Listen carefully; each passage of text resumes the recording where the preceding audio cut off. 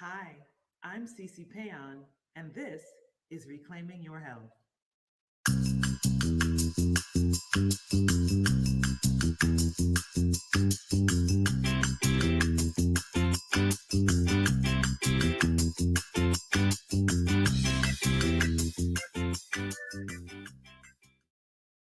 Hello, everyone, and welcome to Reclaiming Your Health. I am your host, C.C. Péan. I'm so excited to be here with you all today. Today, we are doing something that is so different and unique. And I'm going to tell you now, don't come for me. You traditionalists who are used to doing things a certain way, part of what we do with Reclaiming Your Health is remix traditions. We take things from how they were done in the old country, how we grew up eating them, and we give them a healthier spin. So today, I need you to take a deep breath. It's going to be okay.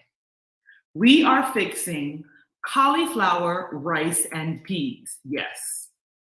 No white rice, cauliflower rice. If you look right here, we have a bag of cauliflower pearls.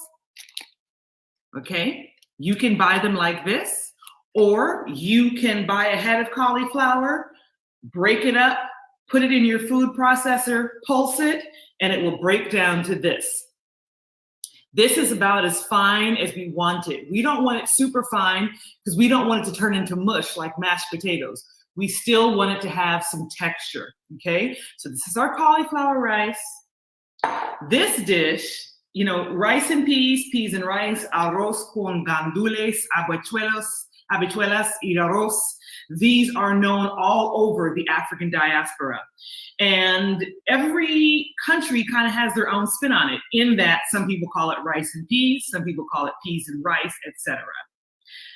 Ours today is not only going to have the cauliflower rice, but we're going to have some kidney beans. You can use red beans, you can use gunga peas or pigeon peas, as I grew up eating. You can use that. Any peas work fine, or beans work fine. Because this dish is inspired today by the Caribbean, especially inspired by Haitian culture. My husband is Haitian, Jamaican, and Cuban, and something that Haitians use quite often in their dishes that is so different and so lovely is clove. They call it girofle. Typically, they actually drop the actual clove piece in there, but I'm using ground clove because if anybody tells you one of the worst experiences is to be yamming down or eating a bowl of some food and then you bite onto one of those cloves, it completely ruins your experience. But this powder, this is the key. Also, we are going to be using coconut milk. Yes, we are. You know I'm in love with coconut milk. And because we're not using white rice, we're going to indulge with a little bit of coconut milk. Now, this is low fat. It's reduced fat coconut milk. So it's going to give you some of the lusciousness, but without all the fat. And then we have our usual suspects, which are onion, garlic. We have a sprig of fresh thyme. We have some parsley. We have green onions, and we have red bell pepper. So let's get started. First thing I'm going to do, I'm going to crush up my garlic. I have about 3 or 4 garlic cloves here. I love garlic. Garlic is like the basis for everything savory I cook. I honestly can't think of one thing that I fix savory that does not have garlic in it. And I love this little tool because it like minces my garlic for me. Look at that. It's right there, just ready for me to scoop out. So I've got that. I'm just going to put that aside. I'm going to cut up a little bit of onion.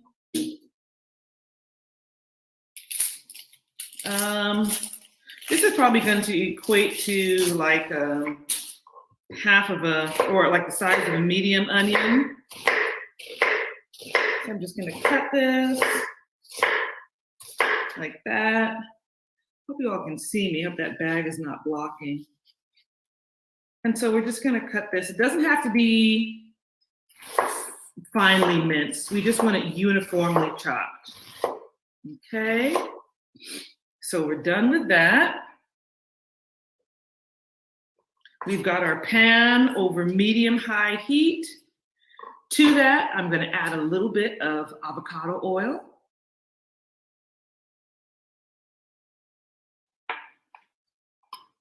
And I'm going to drop my onion in. Let that start cooking. Now, the key with a really good pot of rice and peas, or as we're making today, cauliflower rice and peas, is to make sure that your beans, that they're well seasoned. That's the key. You don't want something to bite into your rice and peas and your beans and they're bland. So the key, which I learned from my sister-in-law, Suze at Péan, for Haitian rice and peas, which I really think I think that they've cornered the market on delicious rice and peas, is you have to aggressively season your beans. So these are cooking. I'm going to chop up some scallion to go in there, probably the equivalent of like 2 stalks. Now the thing with rice and peas is you can keep it as plain or you can make it as colorful. I'm just going to pull these apart because I didn't cut them well enough. But the more that you add to it, the more flavorful it's going to be. Okay. And because we're using this cauliflower, like rice, it doesn't really have flavor. So we need to really make sure that our bean mixture is flavorful. So we put some green onion in there. Something else that is used quite often in Haitian culture is parsley. I never really used to like parsley, but as I've gotten older, the herbaceousness of it, I find myself liking. So that's going to go in there as well. Some fresh parsley. And I did not forget my garlic. I'm just waiting for everything to kick in, start cooking. Also to this, we're going to add a little bit of red bell pepper. We want that sweetness and we want the color as well. Actually, you know what? Let me move this bag because I think it's in the way. Just lower that. Yep. So now you can see what I'm doing on the board. So I'm just going to cut some slices of this bell pepper.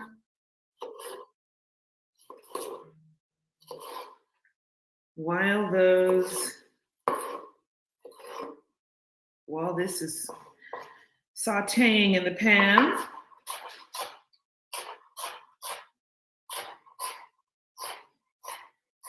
Now, I know my sister-in-law, Suze, she quite often uses green bell peppers, but you know, I don't like green bell peppers because they have a kind of a bitterness to me. So I don't use them, but I'm using the sweet bell peppers. Something else that's quite often used in rice and peas is hot pepper. But I'm going to add a little bit of cayenne pepper straight to the pot, as opposed to using like a whole pepper. In my mom's country, there's wiri pepper. Of course, there's Scotch bonnet, there's habanero, there's all kinds of different peppers. I like to use a little bit of sprinkle of pepper because then I feel like I can control it more. One of the worst things to happen is to cook a pot of rice and peas and you put like a pepper in there and it like bursts open. I mean, some people can eat that, I can't. So I like a little bit more control. So this is frying. This is sauteing actually.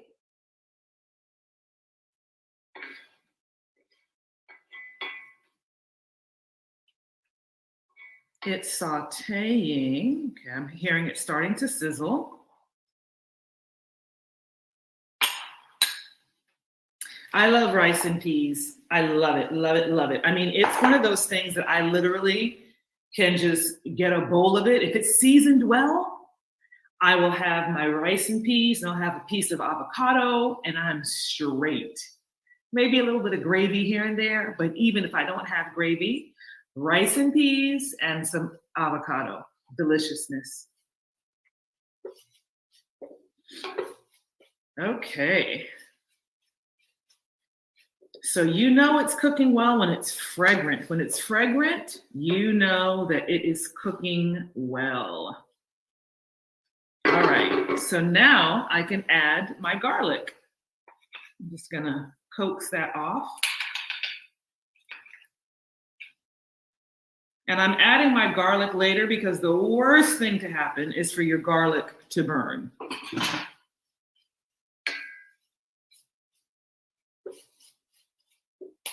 So now, if you look at this, we always talk about eating the rainbow. Let's get an overhead shot of this. This is beautiful. Can you see it? See if I can bring this a little. There we go.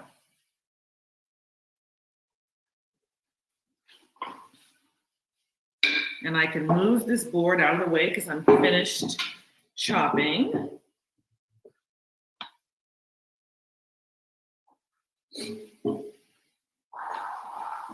Okay. This is smelling lovely. So now is when we add our beans. Now, something else that's key to Haitian style rice and peas is they typically keep the liquid from the beans because it helps to not only flavor, but color the rice. But we're not gonna worry about that today. So now we've got our kidney beans with our onions, our garlic, our bell pepper, some parsley, some scallion. And here is when I am going to add my clove. So this is probably, I would say this is about 1/4 teaspoon. You don't want more than that because it will definitely overwhelm your pot. So we're cooking this. Let's see. I'm gonna get this a little closer to me. It smells lovely.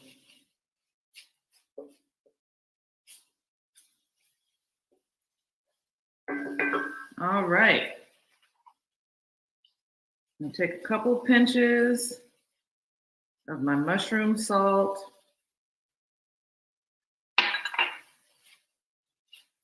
You could add more onion powder if you wanted, more garlic powder if you wanted, because that's not adding salt, but it's definitely adding flavor.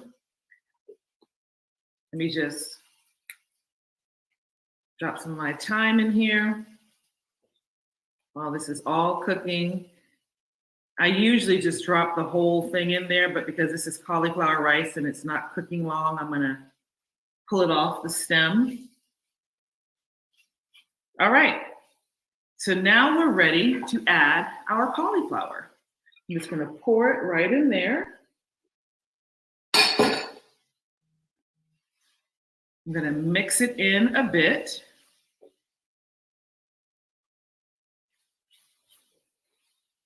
I'm gonna make sure everything is well incorporated. This is great also for people if you're a diabetic and you can't do that rice. This is great for you because it's hearty, it's substantive, and it is good for you. So I've got this mixed up pretty well. And now what I'm gonna do is I'm going to pour this coconut milk over this mixture. And this is gonna help with contributing moisture to the dish. It's gonna help it cook. So I'm just going to, I thought I saw the stem from my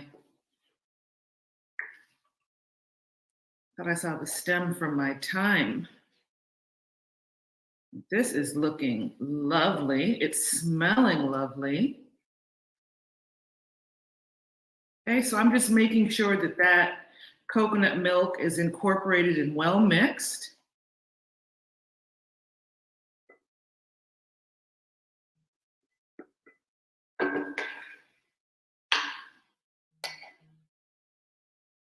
Okay, So we added a cup of coconut milk, and this is 16 ounces. So this is about 2 cups. Basically, it's the 2 to 1. So we've got 2 cups of the cauliflower rice to 1 cup of coconut milk. So it's pretty much the same ingredients. I'm just gonna cover this for a little bit just to create some steam.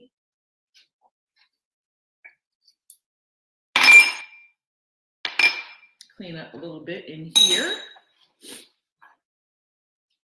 Curious to know what your favorite beans or peas are to use for rice and peas. Would love to know that. Like I said, I grew up eating gunga peas. My mother was from Guyana, South America, and gunga peas or pigeon peas were something that was rice and peas. The only time I ever had like kidney beans was when we would have dinner with my mom's good friends who were from Jamaica. But in our house, my mother never fixed kidney beans or red beans. If we had rice and peas, it was gunga peas / pigeon peas. And it was coconut milk, and it was fresh thyme and a little bit of pepper in the rice. So that was my experience. But since I have grown and traveled and experienced and married, I have had it so many different ways, but however it is, it's my favorite dish. Like, there's something in my mother's culture called cook-up rice, which is a one-pot dish where everything is in it. Rice, coconut milk, the peas or the beans, chicken is in it, beef is in it. It's just like a pot of loveliness, and it's like my favorite thing. Not doing the meat anymore, so you put other things in there, but still same approach. Okay, so this is, ooh, you see that steam? It's steaming through very nicely. Now again, this doesn't take long to cook, and we don't want it to cook a long time because we don't want it to get mushy. We still want to have some texture. And there may be times, depending on, your cauliflower, sometimes it'll take a little bit more moisture to cook. But what you will start to see is the pearls or the cauliflower rice will start to get translucent. And when that happens, it's just about ready. Again, the key is you don't want it to cook down into mush. But this looks so good, and it smells even better. So what I'm going to do is I'm going to grab a spoon and taste for not only flavor, but for texture. So let's see.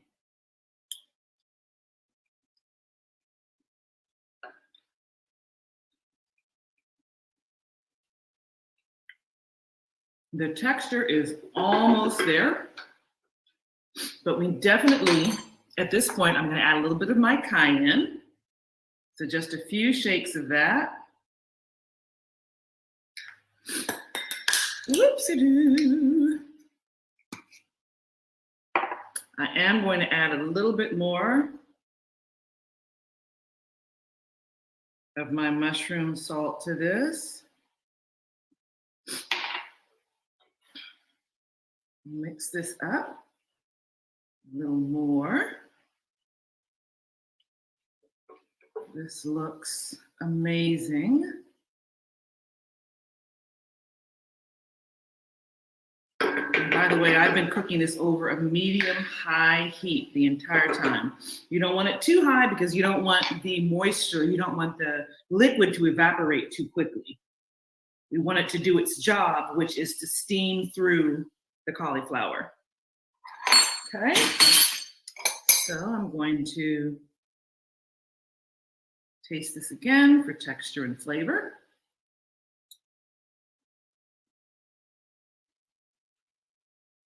Now,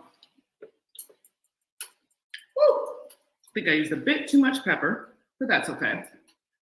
I'm going to eat this with avocado, which is going to take, that creaminess is going to take a little bit of the heat off. So let's get ready to plate because we're done.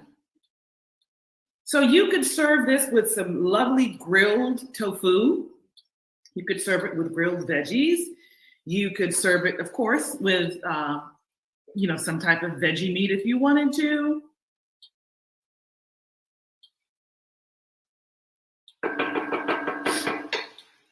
My husband's best friend, Eddie Lérisson, he does wonderful things, wonderful substitutes. Like he does quinoa and peas instead of rice and peas. There's so many things we can do nowadays that we can capture some of our tradition, but give it a healthier spin. So this is gonna go right in the center of our bowl.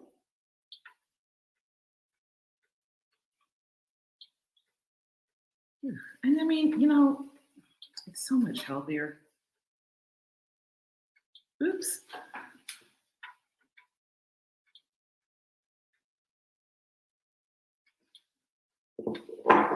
Okay, I'm just gonna move this off because I don't want it to keep cooking.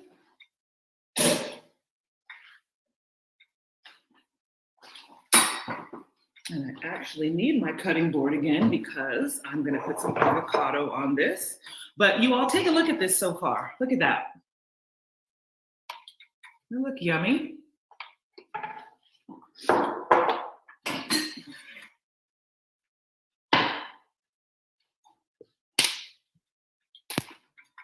Take some of this avocado.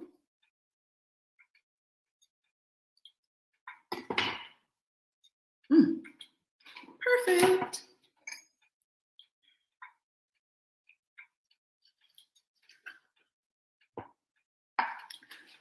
Perfection.